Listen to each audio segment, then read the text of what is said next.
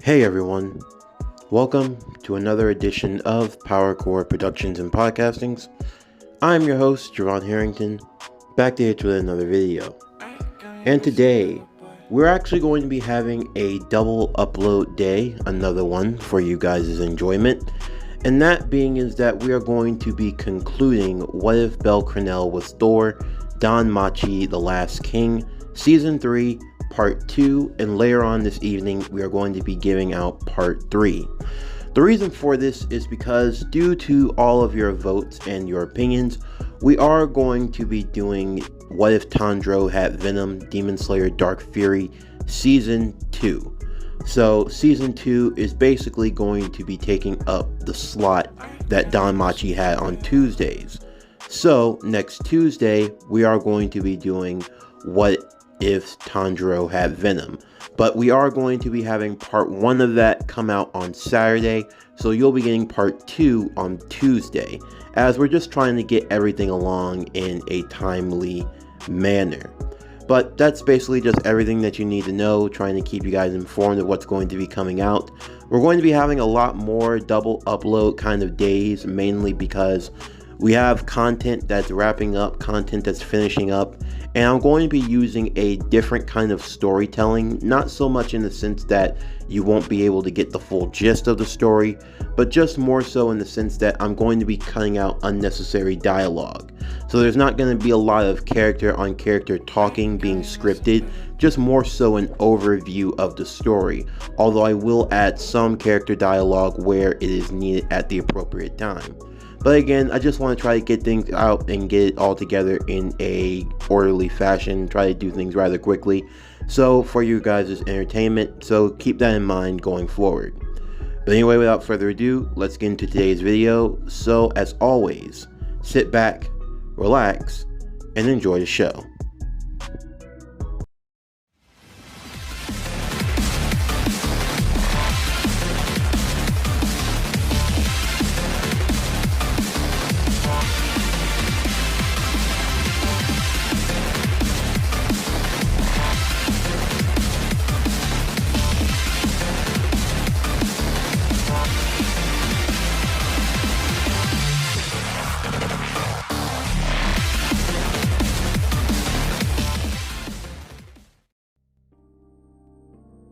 Wine had been kidnapped, along with other members of the Xenos clan.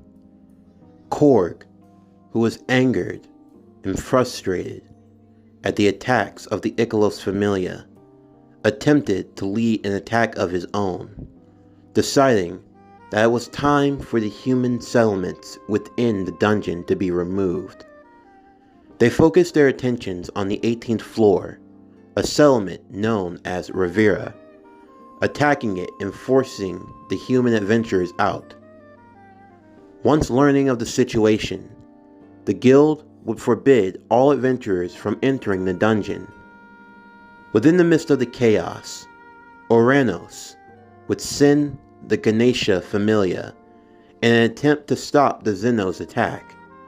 While understanding their plight and where they were coming from, he still knew that now was not the time for the humans and the Xenos to interact. So much had changed over the last 500 years. There was a time when the two sides worked together as one.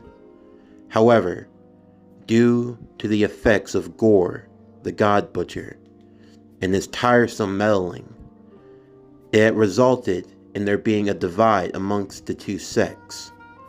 And even more so, it had led to a strong festering of hatred amongst both sides. As the Xenos continued on in their attack of the 18th floor, Bell would learn of the situation, trying to figure out if he could join them and help in any way. He wanted to procure a peace somehow. He had spoken with Korg. He trusted in him, as well as wanting to protect wine at all costs. The Hermes and Hestia Familia would learn of the situation from Uranus, as well as the request from Bell to go and try to smooth things over. Aisha would also be informed as well and would go on to tell Ryu. Once learning of the situation and having worry for Bell, Ryu would make her way to the dungeon as well, attempting to speak to Bell and persuade him not to get involved. She understood his sentiments, and she also understood the reason for wanting to help the Xenos. She knew so more than anyone. Even within their own world, half humans as well as elves and the others suffered their own form of persecution in one way or another. The Xenos probably bore the worst of it. But all the same, Bell knew that he could not turn away now. For Bell, the spirit of the hero was within him, the spirit to do what was right amongst the odds. This was something that he could not turn down or back away from. And understanding this, Ryu would simply do everything that she could to support Bell and to help him. In the meanwhile, the Xenos would continue their battle against the Ikelos Familia within the depths of the dungeon as they had raided the various hideouts. Bell would have encounters with various creatures, including the lizard man, Lildo, and would learn of Wine's capture as well as the poachers. As Bell would make his way through the dungeon attempting to look for her, he would come into contact with other members of the Ikelos Familia, fighting them off as he tried to find the location of Wine and the other Xenos. In the midst of the chaos and everything that was taking place, with the growing concern within Aurario, Hermes would inquire from Ikelos, learning from his own mouth his involvement with the ones known as Evilis, a sect of rogue gods who had been opposed to the building of the guild in the dungeon in the first place. The Evilis worked in conjunction with Gore the God Butcher. They believed that the ways of the old gods had resulted in the calamity of the world and everything around them. They were the reason why the humans turned against the Xenos all those years ago, attempting to sow and divide the great powers. When Hermes inquired more from Ikelos, the lackadaisical god explained. It was pretty obvious. Anyone could see it. If the Xenos and the humans were able to work together, fortify their strengths and grow stronger, then it would make a takeover all that more difficult. When Hermes asked who was trying to take over, Ikelos would smile. That smile gave all the indication that Hermes needed. But it couldn't have been possible. Thor had destroyed him 500 years ago. There was no way that Gore could possibly come back. But Ikelos would tell Hermes, no body was ever found. No one even knows how the battle ended. After the great calamity, nothing was left.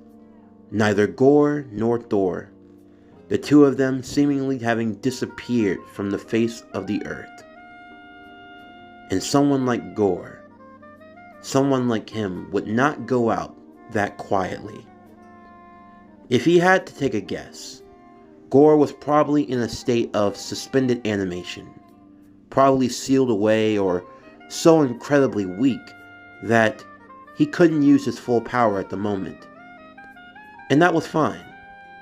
Gore was simply playing the long game, and he had nothing but time on his hands. Learning of this, it only sent more chills down Hermes' spine. How could the gods have really been so foolish?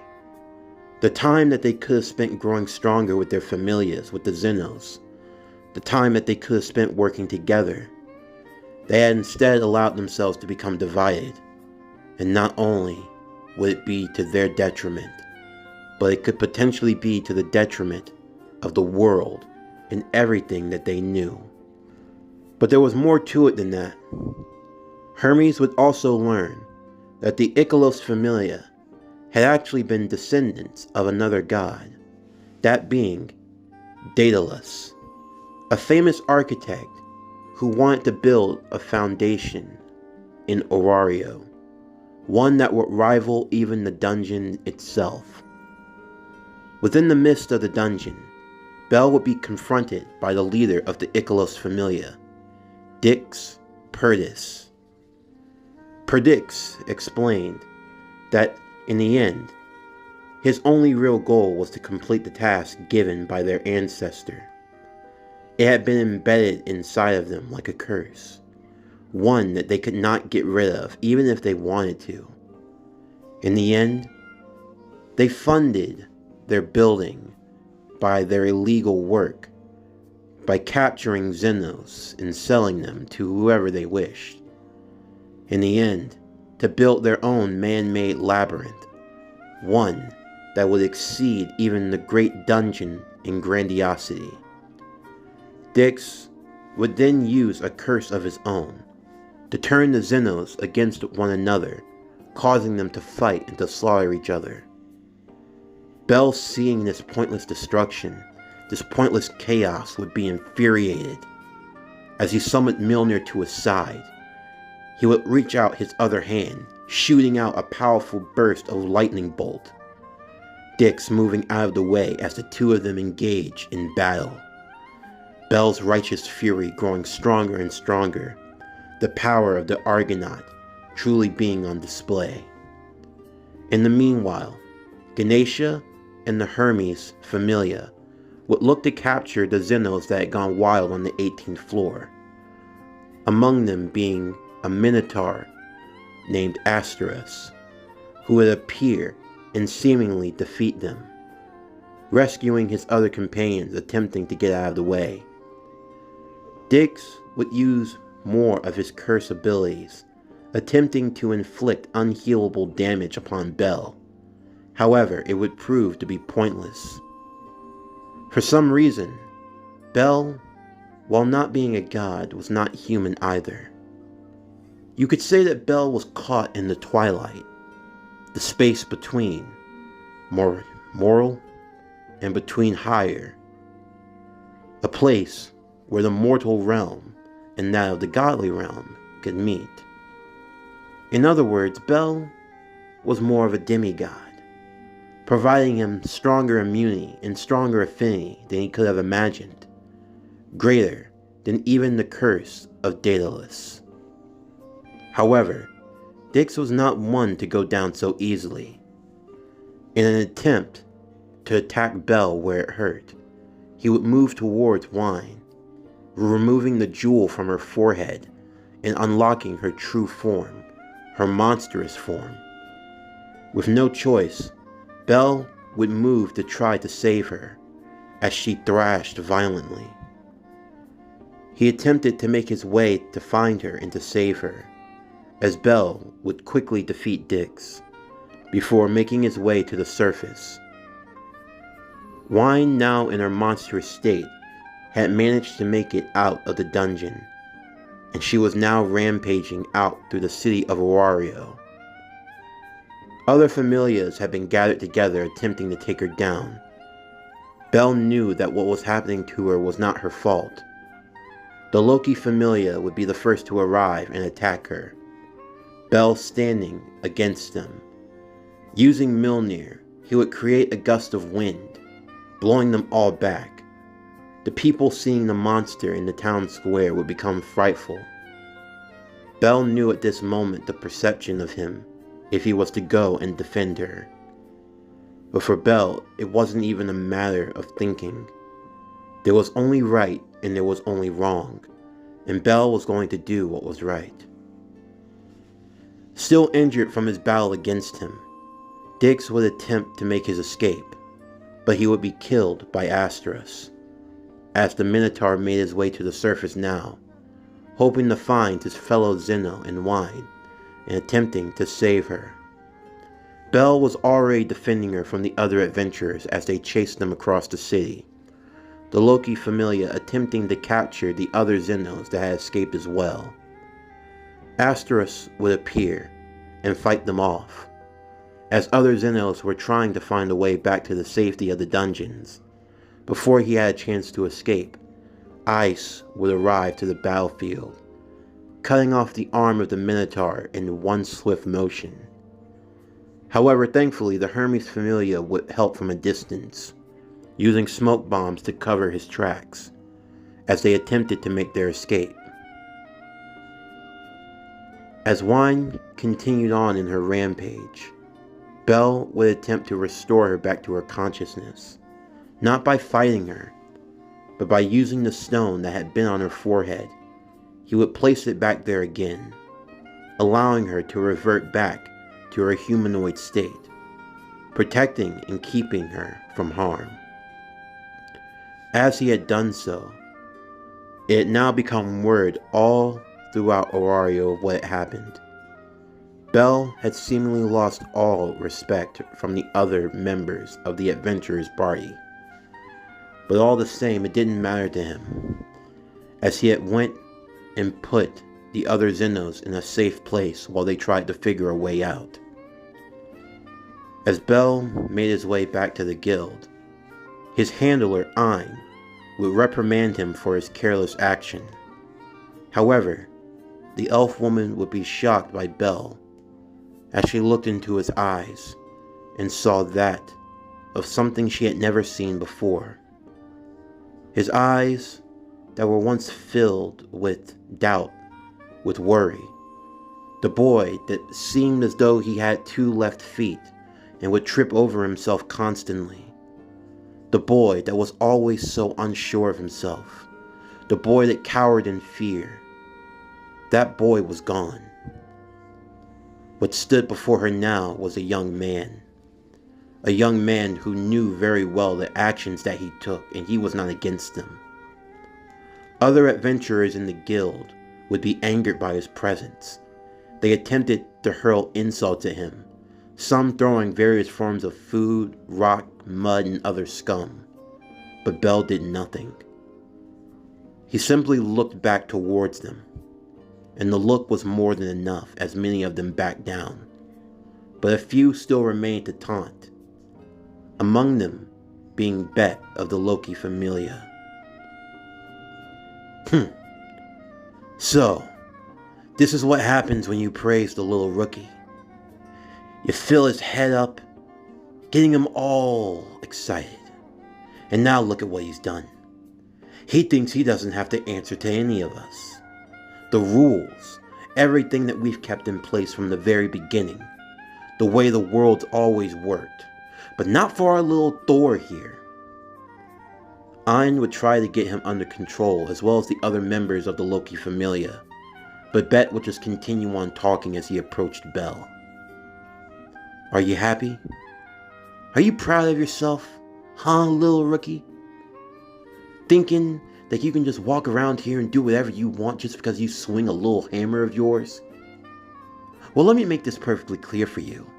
I don't give a damn who you think you are or what you think you know. You keep getting in our way, you keep messing around here, and you're gonna find yourself on the wrong end of my blade. Belle simply looked up towards Bet. Bet believing that the intimidation in his voice would be more than enough to scare the young hero. Belle simply looked at him intensely. There was no amount of fear or hiding behind his eyes. You think I'm special? You think that's what I think of myself? Let me tell you this. You don't know anything about me. I don't think that this power or anything makes me any more special. I'm done trying to convince you. I'm done trying to make you see reason. You never listen to me anyway. That goes for all of you.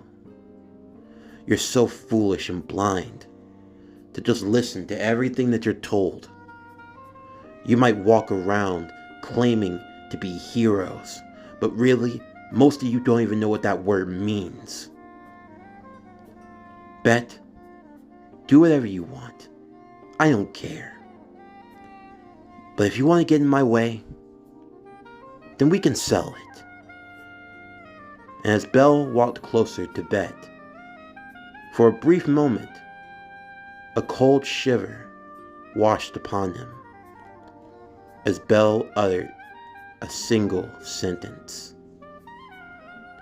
"If you really think you can take me, you have the open shot. But let's be real. You don't have the balls to take it." Bell said nothing else as he walked out of the guild, leaving everyone astounded. For Bell, for everything that he had gone through, for the makings of a hero, he knew now that he was on his own, and he would have to face the consequences of whatever was to come. This concludes What If Bell Cranel Was Thor? Danmachi, The Last King, Season 3, Part 2. As always, if you're a fan of today's video and everything else that we have to offer, then please don't forget to like, comment, subscribe, share, and hit that bell for post notifications so you can stay up to date on everything that is to come out now and in the future. Stay tuned for later on this evening as we will be releasing What If Bell Cranel Was Thor? Danmachi, The Last King, Season 3, Part 3, the Season 3 finale. But anyway, that's going to do it for the end of today's video. I'm Javon Harrington with Power Core Productions and Podcastings. Signing off, and I'll see you next time.